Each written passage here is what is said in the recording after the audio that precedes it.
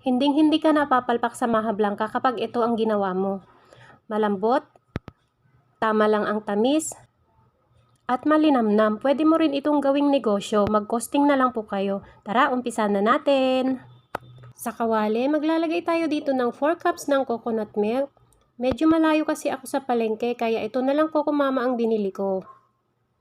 Maglalagay din tayo dito ng 1 can ng evap milk, 1 can ng condensed milk, kahit anong brand pwede. Yung mga tira-tira ko lang kasi ito sa ref kaya ginamit ko na kaysa bumili pa ako ng bago. Then 1 can ng cream of corn, mas maraming mais, mas masarap.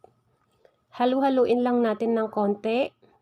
Kung medyo kapos po kayo sa budget, pwede naman po kahit 1 can na lang yung ilagay ninyo. Ayan, maglalagay tayo ulit dito ng 1 can whole corn kernel. Halu-haluin lang natin hanggang sa mag-well combine na lahat ang ating mga ingredients.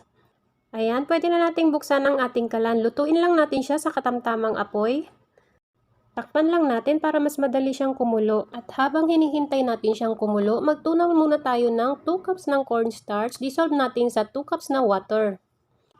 Halu-haluin lang natin hanggang sa ma-dissolve na yung ating cornstarch. Ayan, iset aside muna natin.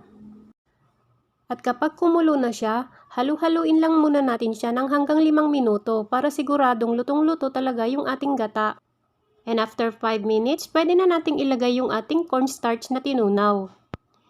Dapat continuous lang yung paghalo natin habang nilalagay natin yung ating cornstarch. Ayan, lutuin na natin siya ulit ng another 10 minutes. Hininaan ko na rin pala yung apoy ko dito para hindi madaling masunog yung ating Maha Blanca. Lalo na't hindi non-stick pan yung gamit nating kawali.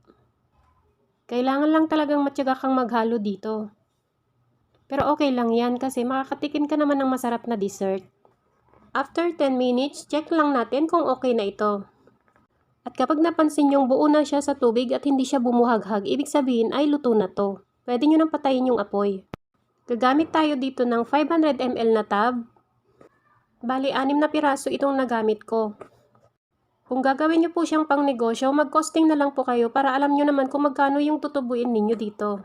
At kung umabot ka sa part na to at nagustuhan mo yung ating recipe ngayon, pwede pong pakipusuan ang ating video at mag-comment din po kayo sa baba kung taga saan kayo para ma-shoutout ko po kayo sa susunod ng ating video. Yung pa-shoutout po pala natin ay nasa dulo po ng ating video. Ayan, hayaan lang natin siya munang mag-set. Kahit wala kang rep dito ay okay lang. Kahit hindi siya malamig ay masarap pa rin kainin. Ayan, tikman na natin ang ating Maha Blanca. Maglagay lang tayo ng cheese sa ibabaw. Ayan, mas maraming cheese, mas masarap.